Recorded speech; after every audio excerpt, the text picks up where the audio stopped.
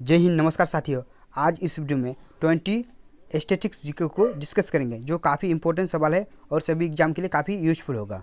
तो चलते हैं क्वेश्चंस में। आपका पहला सवाल है, भारत के किस राज्य में कोणार्क नृत्य उत्सव मनाया जाता है? यानी भारत के किस राज्य में कोणार्क नृत्य उत्सव मनाया जाता है? तो इनका राइट सी, जो उड़ीसा राज्य में मनाया जाता है। यानी कोणार्क नृत्य उत्सव उड़ीसा में मनाया जाता है। उड़ीसा की राजधानी भुवनेश्वर। अगला सवाल है, हरिप्रसाद चौरसिया किस वाद्य यंत्र से प्रसिद्ध रूप से जुड़े हैं?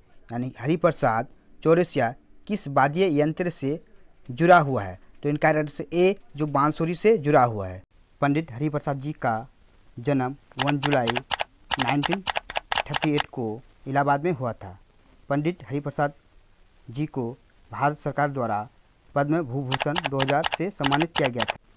अगला सवाल है, चाप चार कूट उत्सव किस राज्य में मनाया जाता है? यानी चाप चार कूट उत्सव किस राज्य में मनाया जाता है? इनका राइट आंसर सी, जो मिजोरम में मनाया जाता है।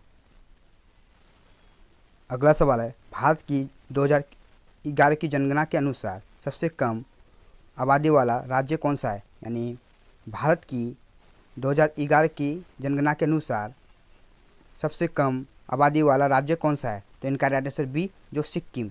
यानी सिक्किम जो है भारत की सबसे कम जनसंख्या वाला राज्य है। अगला सवाल है, आदित्य अशोक का संबंध निम्नलिखित में से किस खेल से है?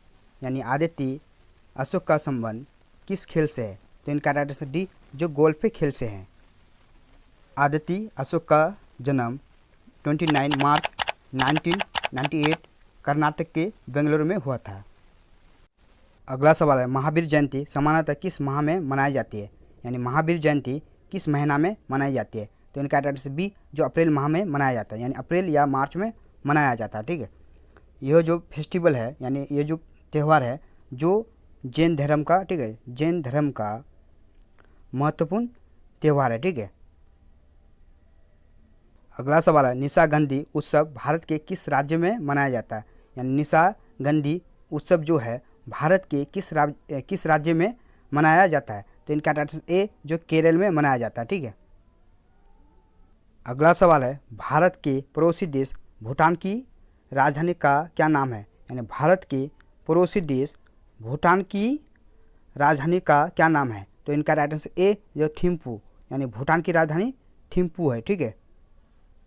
अगला सवाल है, शिव कुमार शर्मा का नाम किस वाद्य यंत्र से जुड़ा है? यानी शिव कुमार शर्मा का किस वाद्य यंत्र से नाम जुड़ा हुआ है? तो इनका राइट आंसर बी, जो संतूर से, यानी संतूर वाद्य यंत्र से जुड़ा हुआ है। पंडित शिव कुमार शर्मा का जन्म 13 जनवरी 1938 को जम्मू कश्मीर में हुआ था। अगला सवाल है, होजागिरी भारत के किस राज्य का लोक नृत्य है? यानी होजागिरी जो है वो भारत के किस राज्य का लोक नृत्य है? तो इनका राइट आंसर सी, जो त्रिपुरा की, यानी त्रिपुरा की होजागिरी जो है वो लोक नृत्य है। अगला सवाल है, पूर्वी रेलवे जोन का मुख्यालय किस शहर में स्थित है? यानी पूर्वी रेलवे जोन का मुख्यालय किस शहर में स्थित है? तो इनका राइट आंसर ए, जो कोलकाता में, यानी कोलकाता में पूर्वी रेलवे जोन का मुख्यालय कोलकाता में है, जिसकी स्थापना अप्रैल 1952 में की गई थी। अगला सवाल है, प्रसिद्ध गीत ए मेरे वतन के लोगों मूल रूप से किसके द्वारा गाया गया था? यानी प्रसिद्ध गीत ए मेरे वतन के लोगों मूल रूप से किसके द्वारा गाया गया था? ठीक है। तो इनका राइट आंसर सी, जो इस गीत को लता मंगेशकर जी ने गाई थी। यह गीत 1962 में भारत और चीन के बीच युद्ध के दौरान शहीद हुए भारतीय सैनिकों की याद में गाई। यानी युद्ध के 2 महीने बाद पहली बार नई दिल्ली के नेशनल स्टेडियम में राष्ट्रपति सर्वपल्ली राधाकृष्णन और प्रधानमंत्री पंडित जवाहरलाल नेहरू की उपस्थिति में इस गीत को लाइव प्रदर्शन किया गया था। इस गीत की लेखक कवि प्रदीप कुमार ने लिखा था। अगला सवाल है, निम्नलिखित में से कौन सा त्यौहार राजस्थान से जुड़ा है? यानी निम्नलिखित में से कौन सा त्यौहार जो है राजस्थान से जुड़ा है? तो इनका आंसर सी, जो बूंदी उत्सव, यानी बूंदी उत्सव जो है जो राजस्थान का त्यौहार है। ठीक है। अगला सवाल है, भारत के किस राज्य में नतंजलि उत्सव मनाया जाता है, यानी भारत के किस राज्य में नतंजलि उत्सव मनाया जाता है? तो इनका आंसर बी, जो तमिलनाडु में मनाया जाता है। अगला सवाल है 2011 की जनगणना के अनुसार भारत के किस राज्य में लिंग अनुपात सबसे अधिक है? यानी 2011 की जनगणना के अनुसार भारत के किस राज्य में लिंग अनुपात सबसे अधिक है? तो इनका आंसर सी, जो केरल में।